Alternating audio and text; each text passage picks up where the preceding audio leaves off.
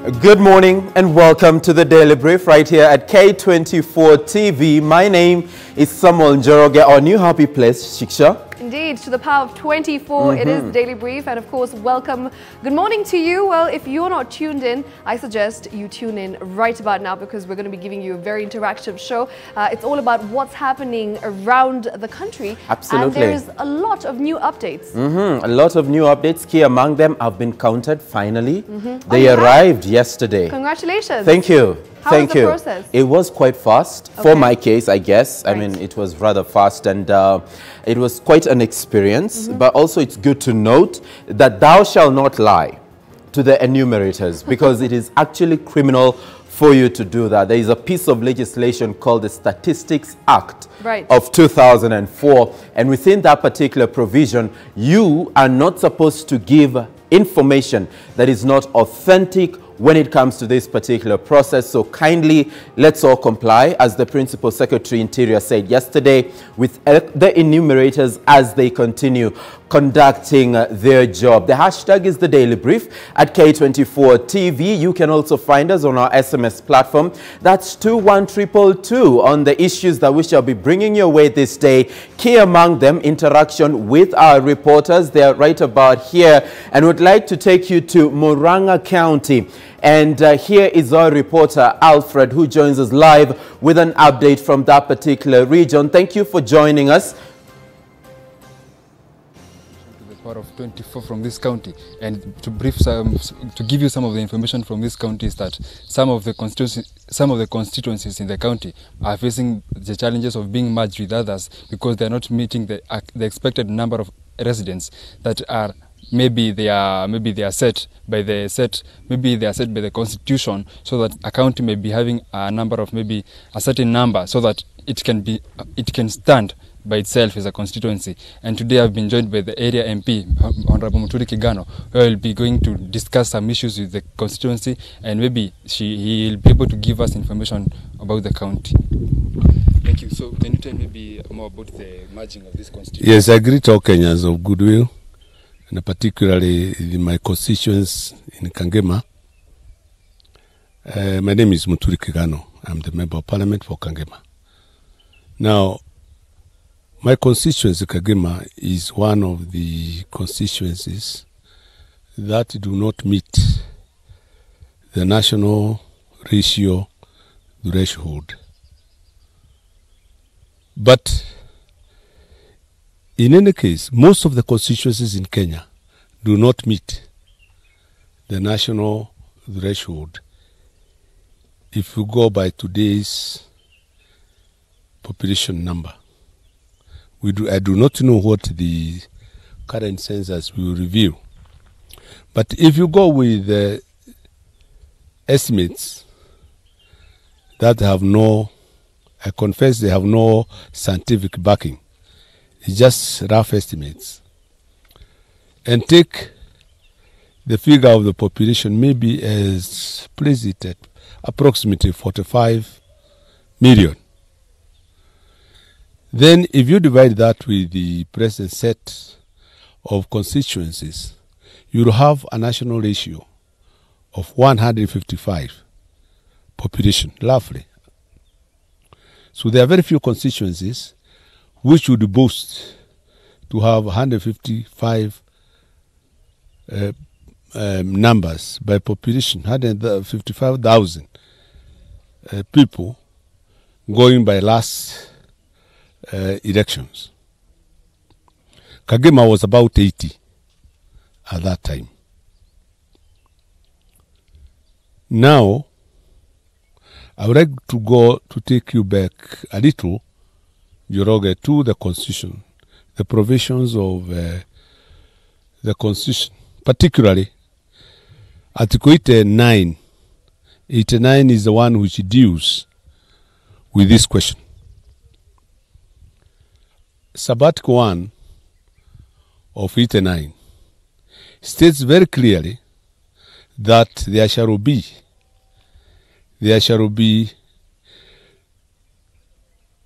or rather Kenya shall be divided into 280 constituencies.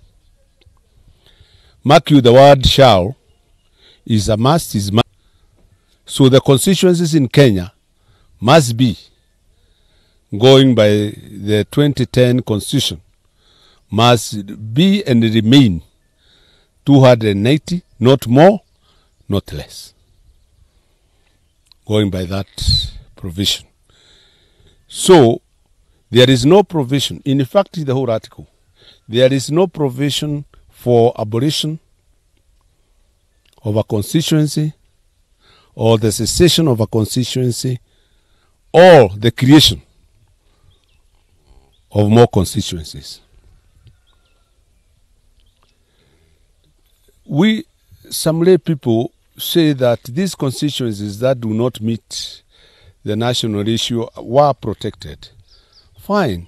Let us loosely recall my constituency and others like Madioya, Mukuruini, Udaya. Most of those constituencies, call them protected. The word protected is not used by the Constitution. But they were saved and made to exist by 2010 Constitution.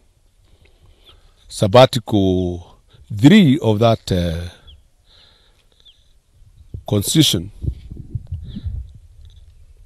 makes provision for this. That because of geographical factors, national boundaries, the goodwill with the name, these constituencies like Kagema has a goodwill. It is an old constituency, is one of the earliest in Kenya, was created. Now, perhaps, even if you go by that subsection, the sabbatical, and give a margin, there is a margin of 30% for rural areas, 40 for townships, and 30 for the rural areas. Even if you gave me 30% and add to Kagema, we will still be short of the national ratio. 80 plus, what is 1/3 of 155? Say another 50. Even if you add another 50, we will still be 130, 100 so. We will still not meet the national ratio. So a problem now arises. What do you do? But the Constitution was not foolish. It makes a provision under Articles 7 and 8. That is Alfred, our correspondent in Murang'a County, engaging Kangema Area Member of Parliament Muturi Kigano on a very critical issue, the political logic behind the 2019 population and housing census. Remember, IEBC is to embark on an exercise of delimitation of boundaries, and as per the law, should there be an area that doesn't meet the population quota mandated or given in the law, that is 130,000 people, then that area stands the risk of either being dissolved or merged with another area. So those are some of the political issues that ensue from this very process. But that is not only what we're following up for you today. I believe Shiksha Arora will be taking us through yet another region that we shall be visiting this morning.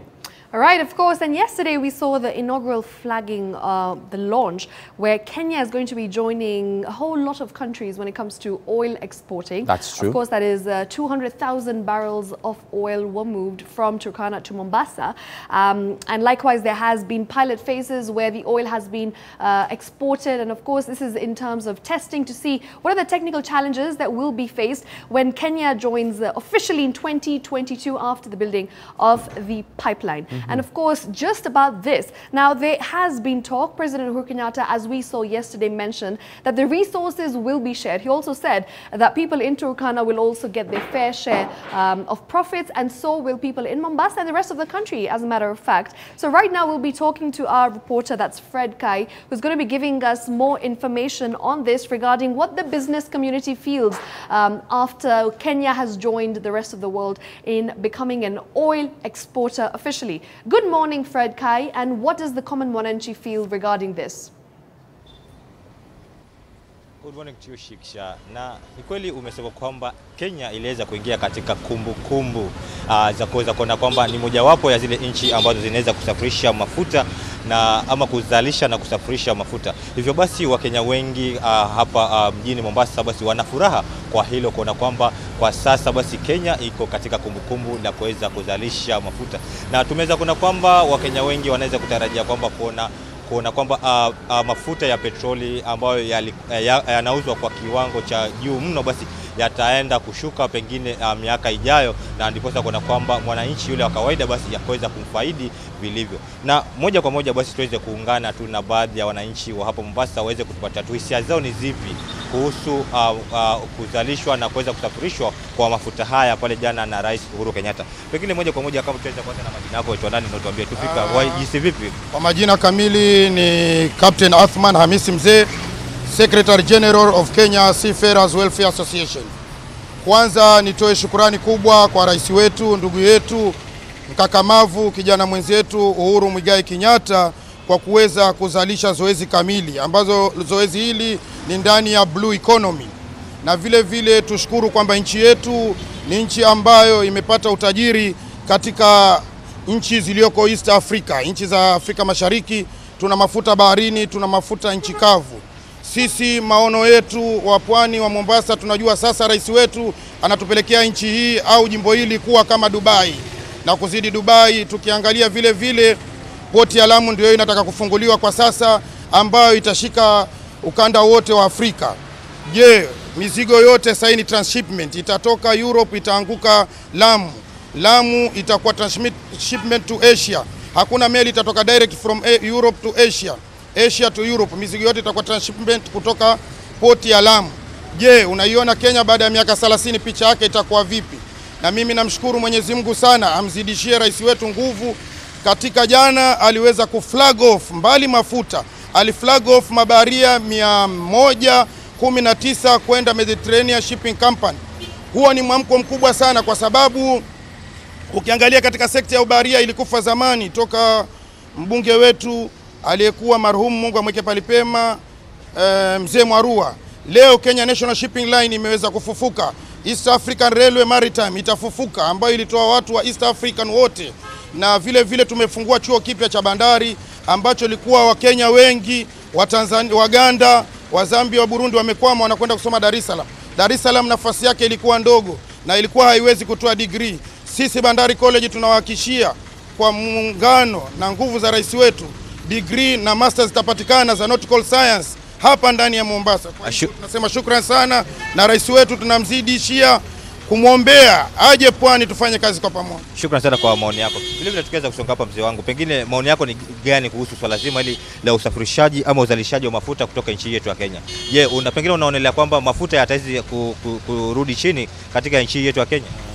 Kwa majina, mimi naitwa Masha Rajab Hamis. Mimi ni mechanic, kwa jumla ni kama engineer. Kwa hivyo kwa upande wangu nimefurahi sana jambo hili la blue economy pamoja na mafuta. Ningependa serikali iangalie sana upande wa kupunguza mafuta na mgao wa fedha kutokana na yale mafuta. Wagawenye katika nchi yetu sawa kwa sawa.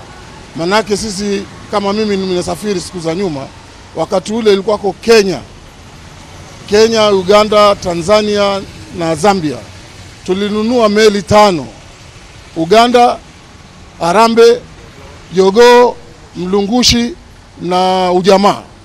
Sisi tunataka hizo meli zirudishwe tena mara moja sana, zikiwa ni za mafuta au ni za mzigo, lakini zirudishwe, kwa sababu president wetu hayati mzee Jomo Kenyatta yeye ndo alianzilisha hizo, na zikawa ameziacha zikiwa zaendelea, lakini sasa zilienda wapi? Na hii Kenya ilikuwa julikana katika ulimwengu ndio wenye mabaharia wengi na wasafiri wengi. Leo Kenya imekuwa iko nyuma, hakuna mabaharia wala hakuna kitu chochote. Kwa hivyo tunaomba serikali ifanye bidii sana kuangalia upande wa marine. Asante sana. Shukrani sana kwa muda wako. Pengine dada yangu, kama unaweza kusonga karibu na mimi, tuanze waitwa nani na tuambie tu fika wajisi vipi kama kijana? Kwa majina ni Jane Kuria. Mimi bado ni mtu ambaye ni mdogo. Ningetaka sana kushukuru rais wetu Kenyatta, kwa maana tuna achieve the big four agendas, na pia katika blue economy inaonekana kwamba tunasonga mbele. Ni jambo ambalo ni kubwa sana na Wakenya wengi najua wanafurahia. Lakini kinachokuwa na hofu ndani yangu ni achi kuwa baada ya hizi pesa ama wakati ambapo tunapata zile profit zitaendea kila Mkenya ama zitakuweza faidi mtu mmoja. Maana yake imeonekana ya kwamba wakati mwingi ni hata kama nchi ina export vitu, wakati tunapata mgao ni watu binafsi tu ndio wao wanapata.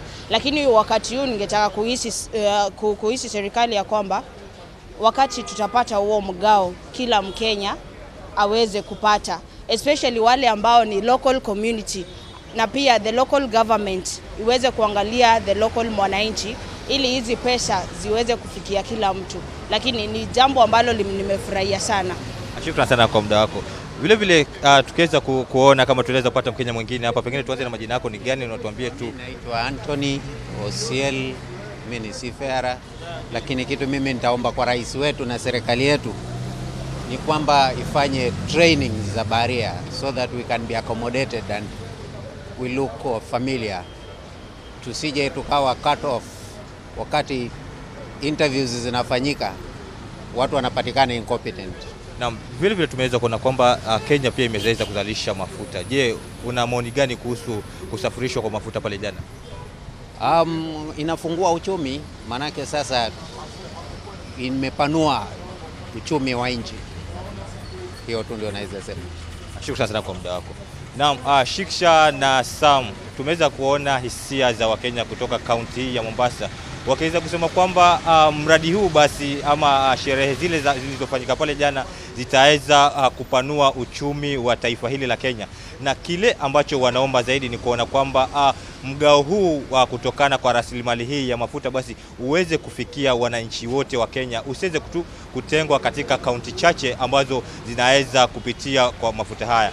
Na tumeweza kuona kwamba Wakenya wakiweza kulalama kuhusu bei ghali ya mafuta katika nchi yetu ya Kenya. Hivyo basi kuzalishwa kwa mafuta haya basi huenda kukapelekea kuona kwamba mafuta yataweza kurudi chini na kuweza kumfaidi yule mwananchi wa chini. Kutoka hapa kaunti ya Mombasa na kuweza kuregesha kwako studio, Sam and Shiksha.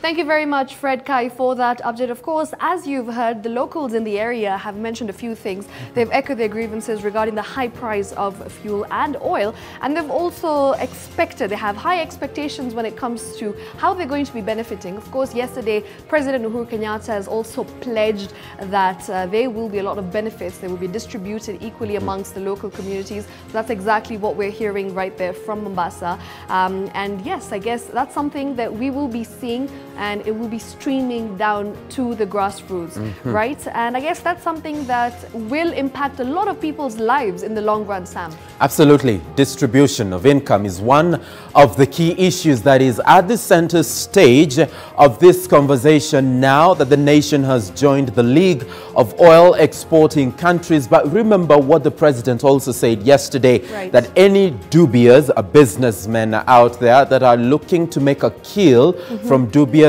business activities in this particular sector of oil, your days were actually numbered. He actually said that the officers of the DPP and the DCI are actually having a very keen eye on this particular process, so beware, all right? And also we saw the office of the DPP yesterday launch a strategic plan from Naivasha where they actually indicated that crime and corruption as things that will be given a lot of concentration, a lot of resources by this particular two institutions. So we can only wait and see how this particular issue is going to pan out. As of now, the vessel has sailed yesterday its en route to Malaysia, and we'll keep tabs with this particular story. But for now, it's time to take that break, Shiksha. Yes, of course, and don't go anywhere because coming up next we have a very important interview. We also have more live events that we'll be covering, so all that and much more right here on the Daily Brief. Remember, the hashtag is K24 DailyBrief, so yes, keep interacting with us, and of course we'll also be sharing some of your views in just a bit. We'll be right back.